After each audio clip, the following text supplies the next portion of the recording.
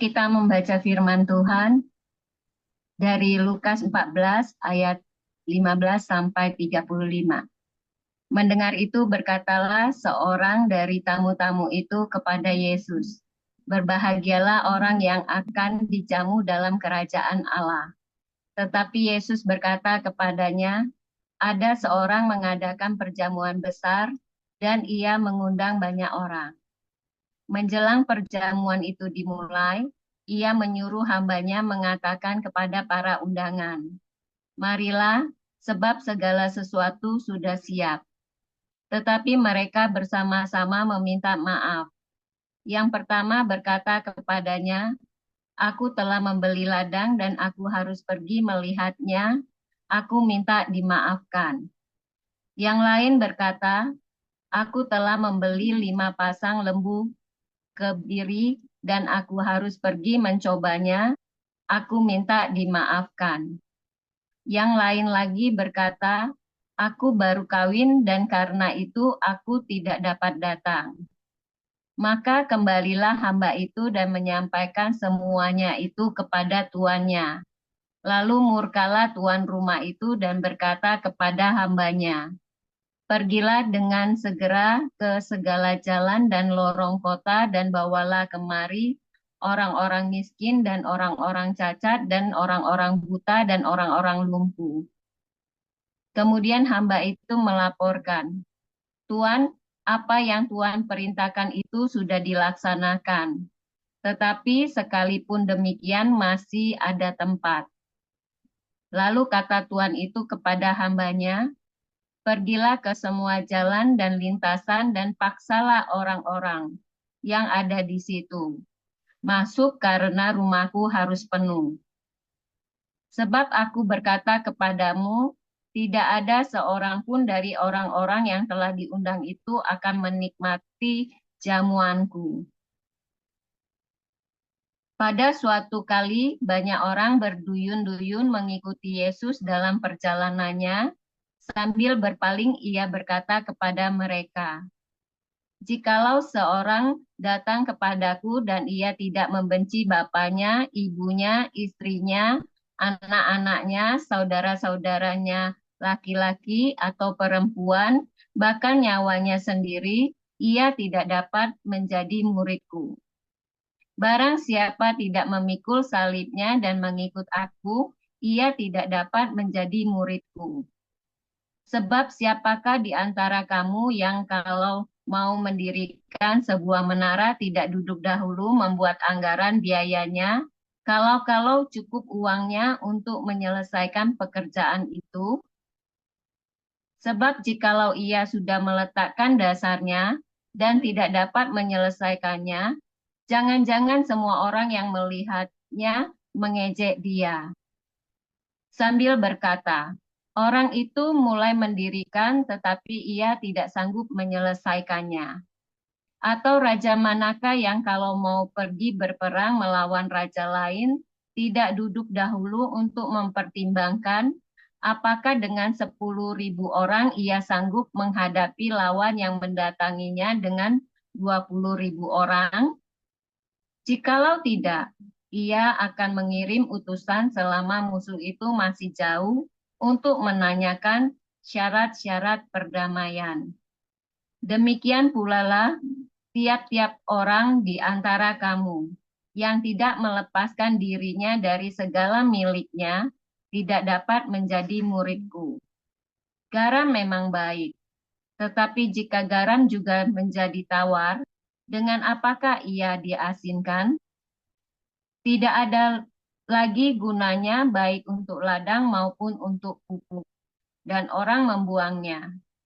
Siapa mempunyai telinga untuk mendengar, hendaklah ia mendengar. Amin. Bagi Yesus.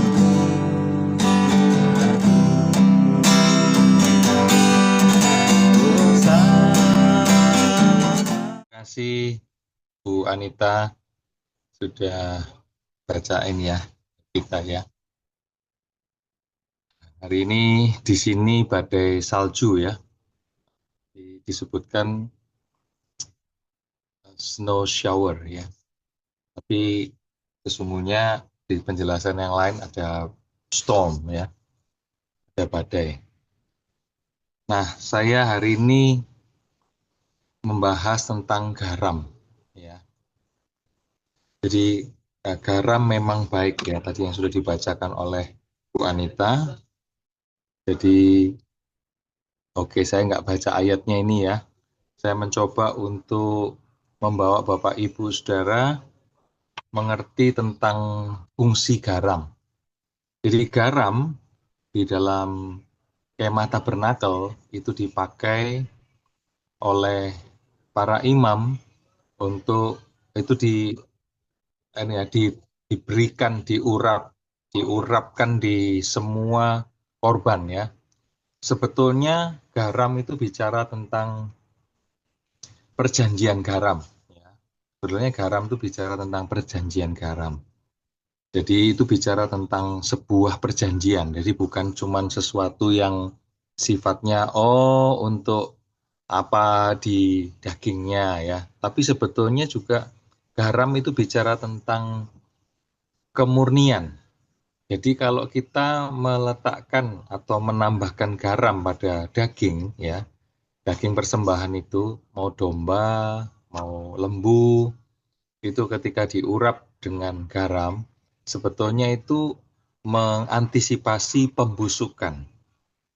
Kemudian jadi itu jadi ini ya, jadi bersih ya, jadi mengantisipasi pembusukan. Lalu juga garam sebetulnya kalau bicara tentang perjanjiannya dari sejarahnya ya pada saat itu bicara tentang perjanjian Allah Yehova dengan Israel. Jadi itu yang menjadi sebuah yang penting di perjanjian lama yang kita tarik di perjanjian baru. Kita selalu ingat bahwa perjanjian lama adalah sebuah metafora atau secara jasmania, sedangkan perjanjian baru adalah secara rohania atau sebenarnya. Jadi kalau kita mempelajari perjanjian lama, jadi sekarang ini saya jadi sangat antusias ya mempelajari perjanjian lama yang merupakan sebuah gambaran fisik atau jasmania untuk membuat kita mengerti tentang apa yang Allah kerjakan pada waktu ini. Jadi kalau kita melihat bahwa dia adalah Alfa dan Omega, kita semakin confirm gitu ya, semakin firm bahwa betul-betul ini adalah seperti melipat waktu. Apa yang dulu kita tidak pahami, kok bisa ya seperti itu? Sekarang lama-lama berangsur-angsur secara teknologi terkuak gitu ya. Bahwa ternyata betul bahwa dia adalah Alfa dan Omega, seperti pembahasan kita yang lalu, membuat kita mengerti bahwa apa yang dia jelaskan secara jasmania, itu sekarang kita paham bahwa itu yang sedang diterapkan secara rohania bagi kehidupan orang percaya pada hari-hari ini. Jadi kalau sekarang kita berkata bahwa kita adalah akhir dari akhir zaman, kita berada di periode itu, sebetulnya kita bukan ngomong kiamat ya, nih kita bukan ngomong kiamatnya. Belum ya, belum kiamat. Jadi kalau kita bilang kalau sekarang banyak kita sudah mengerti tentang waktu, kita ini di akhir, di bagian akhir zaman. Maka itu kita tidak bisa sembarangan. Kenapa saya angkat tentang garam? Ini juga mau bicara tentang kesetiaan. Kita juga mau bicara tentang bagaimana perjanjian Allah dengan manusia, dengan kita, dengan bangsa Israel, yang sekarang kita jalani adalah sebagai orang-orang yang percaya. Nah, ini penting kita mengerti, lalu kita juga tahu bahwa kalau Yesus berkata, kamulah terang dan garam dunia. Ya oke ya, kita nggak bahas terangnya dulu, kita ngomong tentang garam dunia. Berarti kita adalah sesuatu bagi dunia ini. Apa? Garam dunia. Nah kalau garam itu yang baik tadi itu ternyata tawar, lalu untuk apa gunanya? Selain apa? Dibuang ya kan, dan diinjak orang. Jadi, kalau kehidupan kita pada hari-hari ini itu mengalami tawar hati, ya, Itu nggak apa-apa, saudara. Karena saking apa? Lamanya kita menunggu, menanti-nantikan. Mana sih katanya Yesus mau datang kembali? Mana sih kok katanya semua itu akan digenapi buat hidup saya? Mana kok buktinya berkat, janji berkat kok nggak terjadi dalam hidup saya? Mana bukti bahwa dia memenuhi janjinya seperti fajar di pagi hari? Mana seperti pelangi? Kok ya memang pelangi tetap ada, tapi kok hidupku begini-begini saja? Begitu ya, saudara. Nah, kalau kita mengalami seperti itu, saudara, ayo jangan takut, jangan ragu, kembali kepada Bapa, kembali kepada Dia Sang Cinta itu, karena Dia yang akan memberikan itu. Jadi kalau saudara mulai merasa tawar, bilang sama Bapa, Bapa, berikan kasih-Mu lagi. Saudara bisa bilang, berikan kasih-Mu yang mula-mula itu dulu. Atau saudara bilang, curahkan lebih besar lagi kasih-Mu. Supaya aku bisa merasakan bahwa betul-betul ya Engkau itu baik. Bukan katanya orang atau setiap kali embun pagi, atau setiap koinonia, atau setiap kali ada gude. Bukan. Tapi kita ngomong bahwa bukan kata mereka, Tuhan. Bapa, bukan kata mereka, Bapa. Tapi kataku, biar aku merasakannya. Saudara, kalau saudara berseru kepada Dia seperti itu, percaya saya, Bapa pasti jawab. Dia tidak akan tinggalkan kita. Karena yang kita minta itu, ya. Tahu saudara, karena kita mencari kasih itu. Begitu kita menerimanya, tiba-tiba ya kasih itu saudara rasakan, saudara mulai mendapatkan pemulihan perasaan saudara dulu. Sudah ya, mengalami cintanya Tuhan lagi, mengalami lagi ya. Lalu saudara boleh bisa memberi maaf kepada orang-orang yang berbuat jahat di sekelilingmu. Mulai saudara tersentuh hatinya ketika melihat orang kelaparan dan saudara memberi karena hatimu yang tersentuh dengan belas kasihan. Saudara mulai merasakan itu secara live. Aku hidup berarti. Hatiku nggak beku. Batinku nggak beku. Aku bisa merasakan belas kasihan seperti yang Yesus rasakan pada waktu itu. Gitu ya. Nah, ketika itu terjadi di hidup saudara, apa yang terjadi? Tiba-tiba, apa yang saudara kerjakan, itu dibuat berhasil. Bukan karena saudara, buat aku berhasil, dalam nama Yesus, buat aku berhasil. Bukan. Tapi saudara mengalir, karena minta kasih.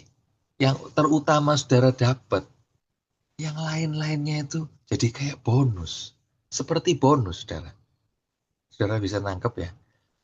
Ini saya mencoba tidak berkata-kata seperti seorang motivator. Tapi saya sedang berkata-kata bahwa Bapa, sumber kasih itu, Dia yang sang kasih sendiri, itu yang saudara cari, saudara temukan. Bertemu muka dengan muka, tenggelam di dalam kasih-Mu Bapa. Saudara tenggelam di dalam kasih-Nya. Begitu saudara merasakan seperti itu, tiba-tiba saudara bergairah untuk melakukan pekerjaan-pekerjaan yang saudara rasanya sudah males saya. Pekerjaan saudara yang biasa saudara kerjakan itu, saudara aku udah tiap hari begini, bosen. Saudara bisa bergairah. Ketika bergairah itu, customer saudara melihat, orang ini sudah lain sekarang bergairah. Dia ngasih proyek itu kepada saudara. Dia ngasih rezeki itu kepada saudara. Aneh, saudara. Ini hal yang sebetulnya logikanya ada. Tetapi saudara bilang, iya ya, kok begitu ya? Nah, itu ajaibnya Bapa kita. Dia berbuat sesuatu di dalam batin kita, dalam hati kita. Dia membuat revival di dalam batin kita. Dari situ kemudian ada banyak berkat. Ternyata kita diberkati dengan luar biasa, bukan karena kita, aku minta berkat, aku minta. Bukan. Tapi karena saudara merasakan kasih-Nya. Terus saudara bisa bersyukur. Ternyata ada kekuatan di dalam ucapan syukur. Wajah saudara bercahaya. bercahaya bukan karena ada lampunya. Saudara berseri-seri, bukan karena saudara sudah dapat uangnya. Saudara belum dapat, tapi saudara di dalam hatinya itu keluar gitu. Nah, makanya seperti Yesus berkata kepada perempuan Samaria, kalau kamu minum air yang dari aku, itu kamu tidak akan haus-haus lagi, karena dari dalam hatimu keluar terus. Ya, aliran air hidup itu mengalir terus, tidak habis-habis ya, berlimpah-limpah, bahkan memberkati sekelilingnya. Sehingga perempuan Samaria itu teriak-teriak kepada seluruh isi kota. Ayo datang kepada dia, dia bisa ngomong sesuatu yang ajaib, yang dia tidak kenal aku padahal. Dia bisa tahu kalau suami yang sekarang sama aku nih, ya bukan suamiku juga. Wah, ini sesuatu. Sampai seperti itu perempuan Samaria ya. Nah, perempuan Samaria itu jadi bergairah karena dia menemukan sang cinta itu. Perempuan Samaria itu menjadi hidup karena dia mendapatkan air yang hidup itu. Nah, bukankah pada waktu-waktu ini, kalau saudara mengalami kebosanan, pada waktu-waktu ini, Allah aku kok cuma gini-gini aja, datang jam 4 pagi, subuh-subuh saya kumpul, cuma jadi sesuatu yang membosankan. Sore jam 4 kumpul di Gude lagi, nanti sore jam 9 malam kumpul lagi, nanti besok terus berulang itu. Males aku, belum lagi aktivitas di gedung gereja, nanti aku ke sana kemari terus melakukan itu ya, capek aku, bahkan fisikku lemah dan sakit, aku tidak berdaya. Kalau saudara sampai mengalami seperti itu, datang kepada sang cinta itu, buat dia memulihkan saudara. Karena perjanjian garam yang dia lakukan pada waktu yang lalu, itu juga masih terjadi pada waktu ini.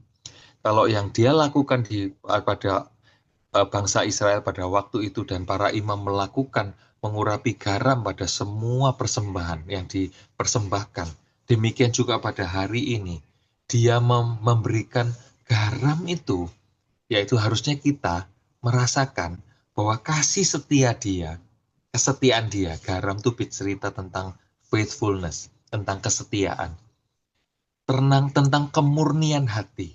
Bukankah setiap kali korban yang kita berikan, setiap saat kita mengalami fitnahan, setiap saat kita mengalami dikerjain sama orang, setiap kita dibenci tanpa sebab, setiap kita dimusuhi oleh orang-orang yang berusaha menjatuhkan kita, yang iri, yang cemburu dengan kita tentang semua prestasi yang kita dapat, bukankah itu kita juga persembahkan sebagai sebuah korban di hadapan dia?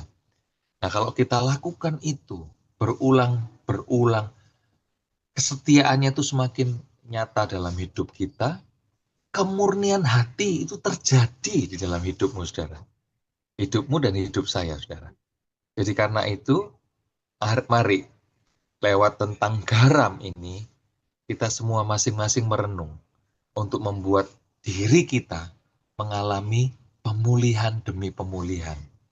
Sehingga kita bisa nyanyi, ku dipulihkan dan diberi kuasa, gitu ya. Sekarang ku mau, ku kudus bagi Tuhan, ku hidup bagi Tuhan, gitu saudara ya. Jadi kita bisa berkata seperti itu, bukan cuma hanya ucapan, tapi karena hidup kita sungguh-sungguh mengalaminya dan sungguh-sungguh terjadi revival dalam hidup kita, saudara. Oke, ini bisa menjadi bahan diskusi kita pada saat ini. Atau saudara ada cerita-cerita yang lain yang berkisar tentang kemurnian hati, berkisar tentang kekudusan, berkisar tentang kesetiaan, ya, berkisar tentang perjanjian. Saudara bisa diskusikan itu setelah ini. Oke? Ya, Tuhan kan mengatakan bahwa kita adalah garam dunia, kita harus menggarami mereka. Seperti kesaksian saya selama ini kan Pak Paul bilang, lepaskanlah kedaginganmu, berpuasalah untuk dirimu dan untuk Tuhan, biar kita menjadi ringan seperti kita berada di dalam awan, di angkasa ya, terangkat kaki kita, tidak menyentuh tanah lagi, karena kita sudah bersama dengan Tuhan. kita menciptakan sorga di dalam diri kita. Jadi kita harus menabur garam itu. Seperti selama sebulan ini ya, saya kan biasanya sebelum selesai embun pagi saya udah jalan. Karena saya butuh barang-barang yang bekas yang bagus untuk dijual lagi ya. Ketemu teman-teman di sana, ya saya merasakan kedekatan saya dengan Tuhan. Jadi hati Tuhan itu sudah sebagian udah nempel di dalam hati saya. Jadi saya minta hati Tuhan, belas kasihan namanya. Jadi cintanya Tuhan Yesus. Jadi cinta itu adalah garam juga untuk membalut luka-luka orang. Kalau orang kena luka cuma ditaruh garam zaman dulu ya. Jadi instan ya untuk membunuh kuman. Begitu juga kehidupan kita. Jangan diamkan garam itu, nanti kita jadi tiang garam. Jadi kita harus membuang garam itu, karena kita kalau kelebihan garam juga tidak baik. Juga semua makanan, baik buah-buahan juga nanas. Kalau kita kulit nanas sebelum dicuci digaramin dulu, baru dicuci lagi, jadi manis. Itu asam tuh jadi manis kalau ditaruh garam. Dan juga saya selama sebenarnya sih udah lama ya. Saya mau belajar karena saya ini siapakah aku ini Tuhan, saya ini sampah dan saya ini orang tidak berguna lagi. Dan saya mengingat teman-teman seumuran lebih tua dari saya udah ke sorga ya Tuhan. Few moments later. Udin ini ada seorang namanya Udin. Saya juga waktu pernah saya cerita sama Pak David, pernah juga lapak saya itu diobrak, bahkan dibawa habis. Sama sekali, ya lumayan lah harganya. Tapi puji Tuhan, Tuhan itu baik. Kalau kita banyak menabur, makanya saya bilang, tabur garam terus, jangan diamkan garammu. Nanti kamu jadi tiang garam. Jadi kita harus banyak menabur. Tanpa kita ketahui, karena di dalam Yesaya yang sering kita baca, kalau kita selalu diam di dalam Tuhan, apapun yang kita lakukan untuk Tuhan, kemuliaan itu akan mengikuti engkau. Ada di belakang kita loh. Nggak usah pikirkan seperti raja Tuhan mempersiapkan pesta perjamuan. Undang semua, paksa malah. Itulah kita memberi makan kan. Itu namanya memberi makan, mendatangkan kerajaan surga di bumi. Adalah garam dunia. Jika garam itu menjadi tawar, dengan apakah diasinkan? Tidak ada lagi gunanya. Garam adalah sesuatu yang bermanfaat. Ini adalah pesan dari Tuhan sendiri. Kita sebagai manusia ya, itu harus hidupnya harus bermanfaat seperti itu. Karena percuma kalau kita hidup tanpa menghasilkan sesuatu ya seperti itu. Karena apa yang Tuhan berikan kita kehidupan, itulah kita harus melakukan hal kebajikan ya. Pastikan Bapak Ibu sudah tahu ya dari buah-buah roh itu sendiri seperti itu. Nah, ada satu pengalaman yang nggak masuk akal gitu ya. Tapi Tuhan tetap kabulkan ya seperti itu. Jadi di sekitar antara tahun 2000 berapa ya? 2000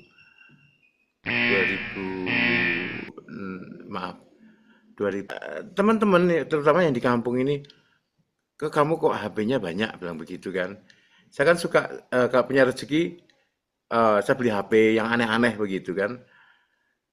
Karena zaman dulu kan masih murah, meskipun itu second pun kalau kelihatan unik saya beli kan seperti itu. Itu hampir ya 50 atau 60 biji ya gitu. Nah, sementara saya kok memberi kepada orang itu nggak pernah barang bekas. Pasti saya belikan yang baru seperti itu. Nah, suatu ketika ada tetangga, aku mau dikasih, bilang gitu kan. Nah, kamu kan bisa bekerja. Kenapa harus meminta seperti itu kan? Daripada memberi, kamu mendingan untuk si bapak itu, si A, si B, si C kan gitu. Dan dia benar-benar membutuhkan begitu. Ini bukan karena saya untuk show off-nya, untuk memamerkan, untuk memberi, enggak seperti itu. Tapi di saat itu saya sama sekali nggak punya uang, sama sekali nggak punya uang. Hanya mengandalkan Tuhan. Tuhan HP-ku kok banyak. Sementara kalau aku memberi itu nggak mau punyaku gitu kan, karena namanya juga barang koleksi kan seperti itu. Tetapi jika engkau izinkan Tuhan berikanlah berkat untuk memberikan kepada seseorang yang membutuhkan seperti itu. Dan itu terjadi ya seperti itu, 2 orang seperti itu. Itu Tuhan kasih seperti itu. Kita kembali lagi, kalau tadi saya mengandalkan Tuhan ya, apa yang saya minta pada Tuhan, Tuhan kasih. Itu saja Bu. Hidup ini kalau sama seperti sayur tanpa garam, begitu ya Bu ya. Jadi hambar. Jadi memang kebanyakan garam itu bisa pahit, kekurangan garam juga nggak enak rasanya. Atau nggak ada garam juga hambar, tambah nggak ada rasa. Jadi garam ini pasnya itu seperti apa sih kan gitu Bu ya. Di dunia kesehatan pun sama. Jadi kalau kita kebanyakan garam ya pasti kita bisa hipertensi ya, organ tubuh kita juga bisa ada yang mengalami kerusakan. Nah, satu sisi kalau kurang garam tadi pasti seperti yang Bu Santi sampaikan tadi akan ada gangguan saraf. Nah, jadi garam ini proporsinya memang harus seimbang. Nah, memang seimbang itu cukup. Nah, cukup standarnya cukup ini seperti apa sih di dalam Alkitab begitu ya kan? Yang Yesus katakan ya standarnya tadi ya harus standarnya Yesus gitu ya kan. Jadi menurut saya kalau kita kekurangan garam ya pasti iman kita juga akan lemah ya. Kita pasti ya kehilangan pengaruh lah. Karena garam itu kan berpengaruh ya, membuat jadi awet dan lain sebagainya tadi udah dijelaskan. Nah, kalau kelebihan pun ya kita akan menjadi orang-orang yang apa ya, yang fanatik, radikal tapi radikalnya radikal yang negatif gitu loh. Ya serampangan ya kan. Jadi fanatik-fanatik yang nggak jelas. Jadi kalau menurut saya memang cukup itu adalah takaran yang pas. Nah, cukup di sini adalah jalannya Yesus. Bagaimana yang Yesus ajarkan itu kita berbagi, mengampuni, mengasihi, dan bersaksi. Nah, jadi mungkin kira-kira tambahan dari saya itu Bu Santi. Jadi jangan sampai kita kelebihan garam dan kekurangan. Cukup sesuai dengan takarannya yang Yesus ajarkan. Terima kasih. Ya, Selamat terima sore, kasih Tuhan. Pak Yakin. Ya, silakan Pak Frans Lisi. Ya, salam semua. Shalom. Bu Santi, saya melihat dari sudut sains ya, bisa? Oh, silakan Pak. Dari sudut mana aja kita terima ya. Ya, oke. Jadi garam itu kan, kalau di kimia itu kan natrium klorida. Jadi, kalau zaman kita SMP dulu, kan biasa praktikum ya, asam tambah basa sama dengan garam, jadi hasilnya itu garam tambah air, jadi garam plus air. Nah, garam itu natrium klorida. Bagaimana kalau seandainya garam itu sudah tidak asin? Ya ditambahin kloridanya, ditambahin natriumnya. Jadi dia jadi asin lagi. Nah, jadi untuk perjanjian garam ini memang di apa ya, di zaman Israel kuno itu ada kan perjanjian garam ya, dengan Harun ya. Nah, di Nusantara ini banyak juga ya daerah-daerah yang ada perjanjian garam, termasuk di Minahasa sini ada. Tapi dipakai buat adat itu, biasanya mau mapalus itu ya itu. Kalau mau mapalus itu ya disajikan garam dulu ke pesertanya itu sebagai tanda bahwa tanda kesetiaan lah, kurang lebih sama dengan perjanjian garam Israel. Tetapi ada juga di daerah Sulawesi lain, misalnya di Bugis, ya itu perjanjian garam ada juga, dan di beberapa tempat lain. Memang betul garam itu kalau hambar itu jadi tidak enak kan. Jadi terasa makanan tidak enak. Tetapi kalau secara sains ya itu bisa bisa digaramkan lagi gitu. Jadi kalau sudah tawar itu bisa digaramkan lagi, ditambahin itu natrium, ditambahin itu klorida. Dan yang uniknya natrium dan klorida ini dua-duanya racun. Dua-duanya itu beracun. Baik natrium, baik kloridanya itu beracun. Tetapi kalau sudah digabung itu jadi bisa dimakan. Jadi natrium klorida atau garam. Itu aja dari saya, Bu Santi. Terima kasih. Ya banyak. Ya terima kasih Pak Franslisi ya. Terinspirasi saya. Saya lihat di sini garam itu banyak loh jenisnya. Tadi yang NaCl natrium klorida itu kan garam dapur. Terus ada garam Epsom, kalium klorida, natrium bikarbonat, soda kue.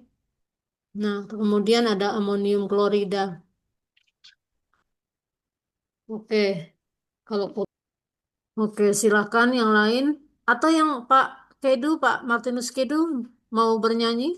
Silakan. Oh, Pak Adi nih alat musiknya sudah tersedia nih, gitar.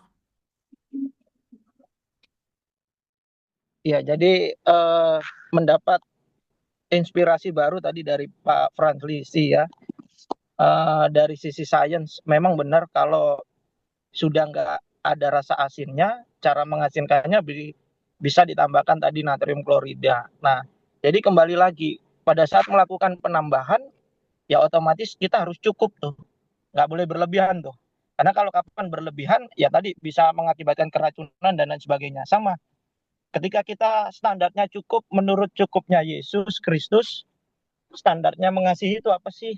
Ya agape. Kalau kita berlebihan, ya pastinya akan serampangan, nggak pakai hikmat, ya ujungnya kita kecewa sendiri ketika kita berbagi kasih kepada orang. Sama mengampuni pun begitu, ya kan? Dan kita bersaksi kepada Tuhan. Nah, jadi memang takarannya harus pas sih. Karena kapan berlebihan, ya akan kembali mengakibatkan kematian juga nanti.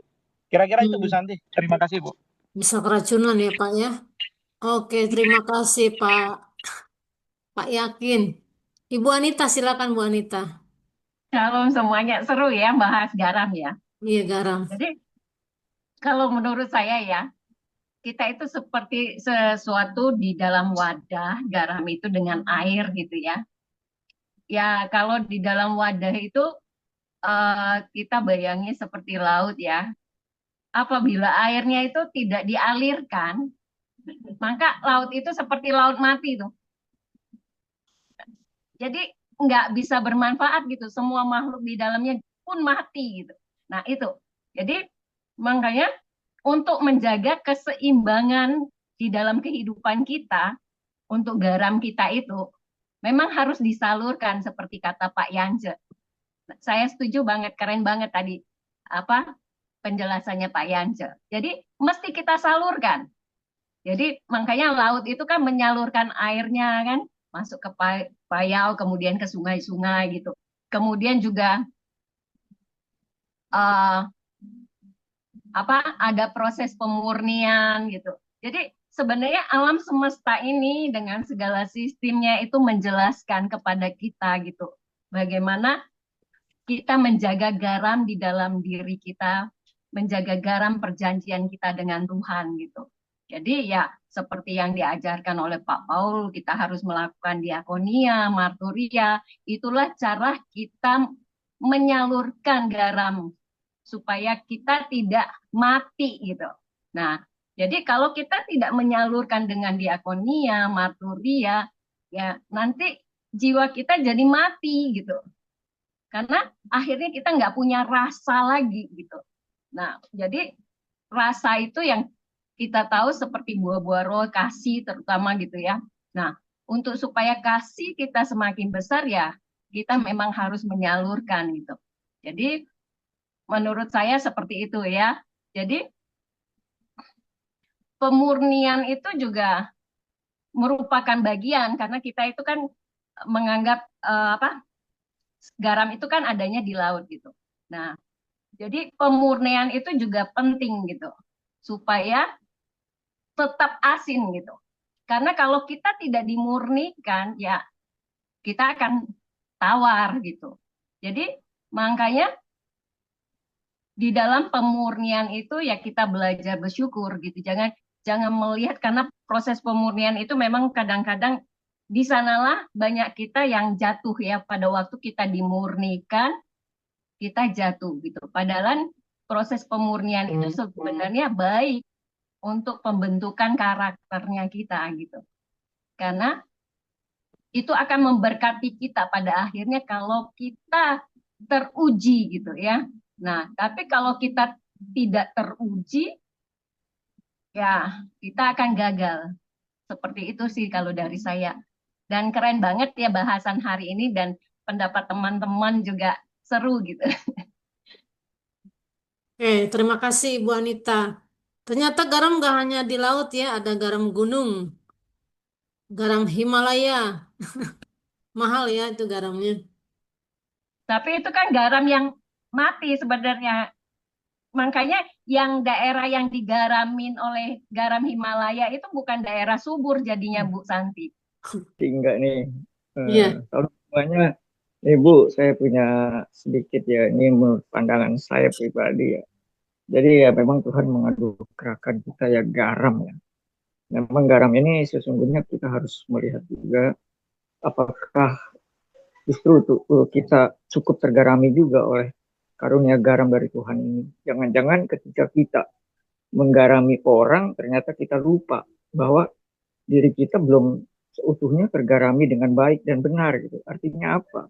Ketika kita menggarami orang, justru kita masih memiliki sifat-sifat yang tidak baik gitu, sifat-sifat yang belum tergarami menjadi hal-hal yang merubah kita gitu dari sang garam ini. Garam ini kan memang mengubah sesuatu gitu ya, menjadi baik adanya seperti menggarami makanan menjadi enak seperti itu. Sama seperti tubuh kita juga. Jangan-jangan ketika kita menggarami orang justru kita lupa dengan tubuh kita sendiri apakah betul-betul sudah tergarami dengan baik, menjadi hal-hal membuang hal-hal buruk misalnya ketika kita menggarami orang tapi kita masih punya dendam sama orang, masih menyimpan iri hati atau apapun itu. Sebaiknya memang ketika kita ingin menggarami orang kita memang harus betul-betul diri kita ini betul-betul tergarami oleh sang garam itu gitu yang Tuhan berikan kepada kita. Jadi sempurna ketika kita menggarami orang.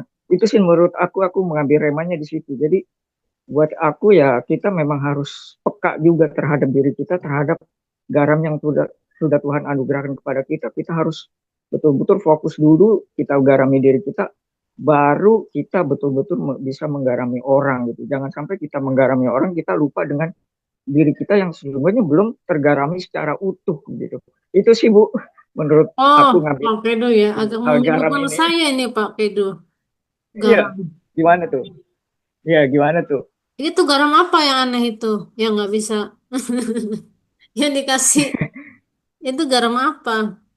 Garam dari Tuhan itu kan kita memang kan harus, kadang-kadang kita kan tawar hati kita, kalau saya menyimak dari awal itu kan tawar hati itu membawa kita dalam hal sifat-sifat buruk, kebencian itu kita perlu meminta Tuhan untuk garam yang baru agar diri kita bisa tergarami gitu loh dari garam ini. Jadi garam ini makna ya Bu ya, kalau aku pribadi ya istilahnya untuk menggarami hidup kita gitu agar kita menjadi jauh lebih baik dari apa yang sudah Tuhan berikan karunia garam ini. Karena kan Tuhan bilang ya, untuk apa bila garam itu tidak berguna, ya kan, akan dibuang dan diinjak orang kan seperti itu. Jadi kalau ketika garam itu tawar di dalam diri kita ya, untuk apa juga? Jadi kita harus meminta garam yang baru dari Tuhan agar kita dapat menggarami diri kita secara benar ya. Memang itu perlu kepekaan dari kita untuk mau berubah dan betul-betul memanfaatkan garam dari Tuhan itu. Seperti itu sih kalau aku mau ngambil makna.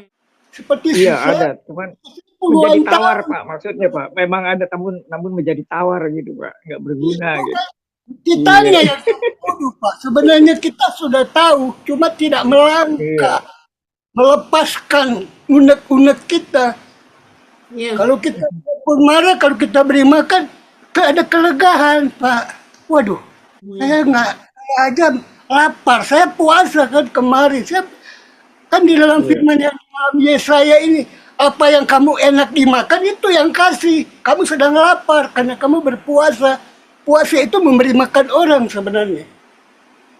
Jatah kita bagi, bahkan lebihin.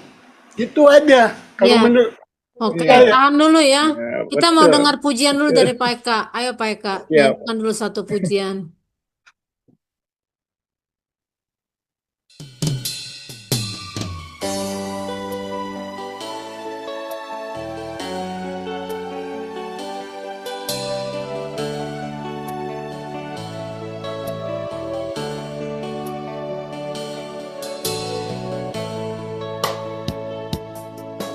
Kasih Allahku sungguh telah terbukti ketika Dia serahkan anaknya. Kasih Allah mau berkorban bagi kau dan aku. Tak ada kasih seperti kasih-Mu. Kasih Allahku sungguh telah terbukti ketika Dia serahkan anaknya. Kasih Allah mau berkorban bagi kau dan aku. Tak ada kasih seperti kasih-Mu. Bersyukur, bersyukur, bersyukurlah, bersyukur karena kasih setiamu. Ku sembah, ku sembah, ku sembah dan ku sembah. Selama hidupku ku sembah Kau Tuhan.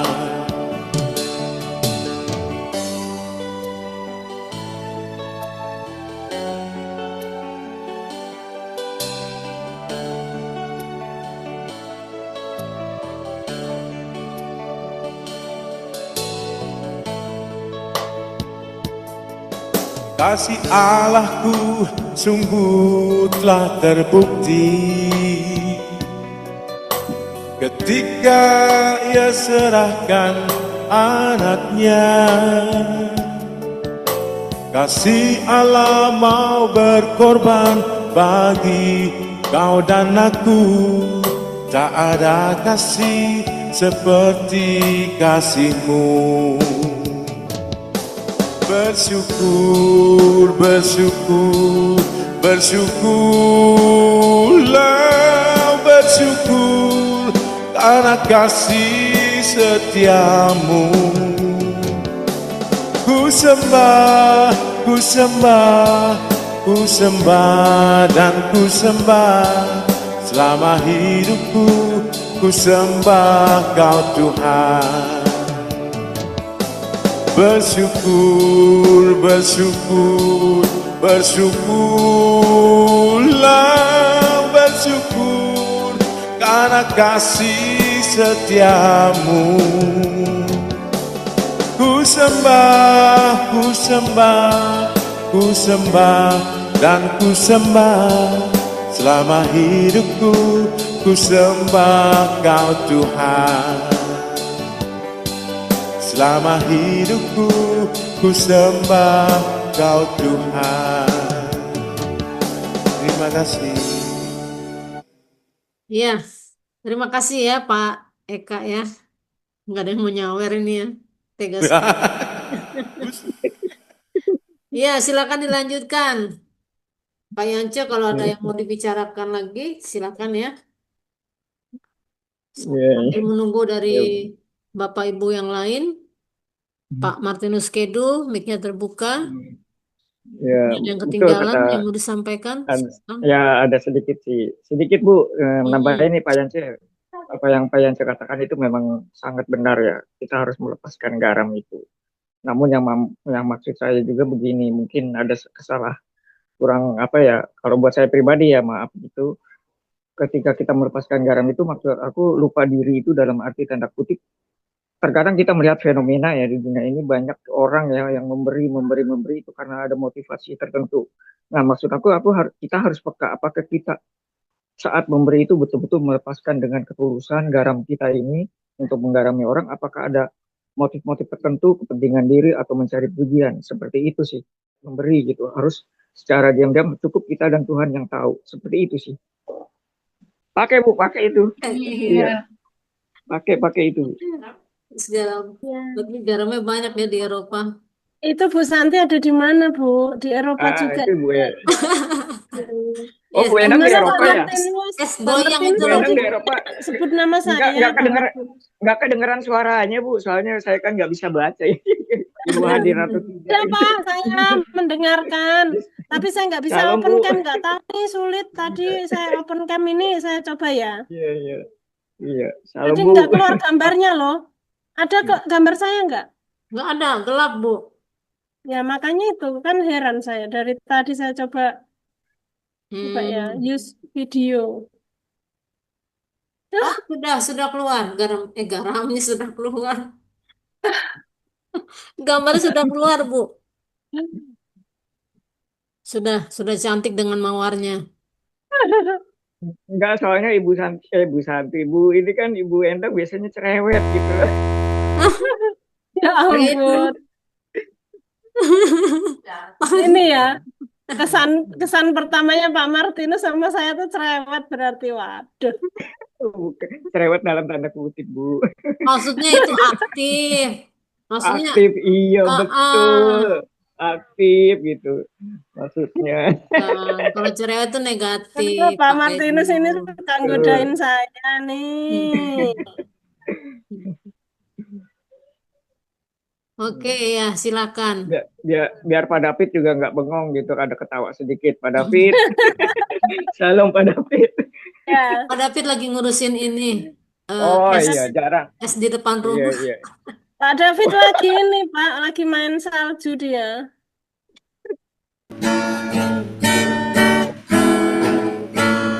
Bapakku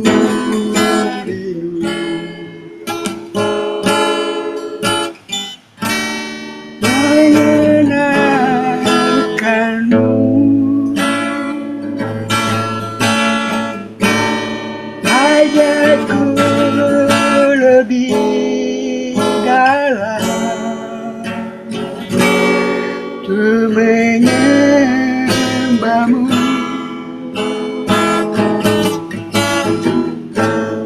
Bapakku cinta, ayah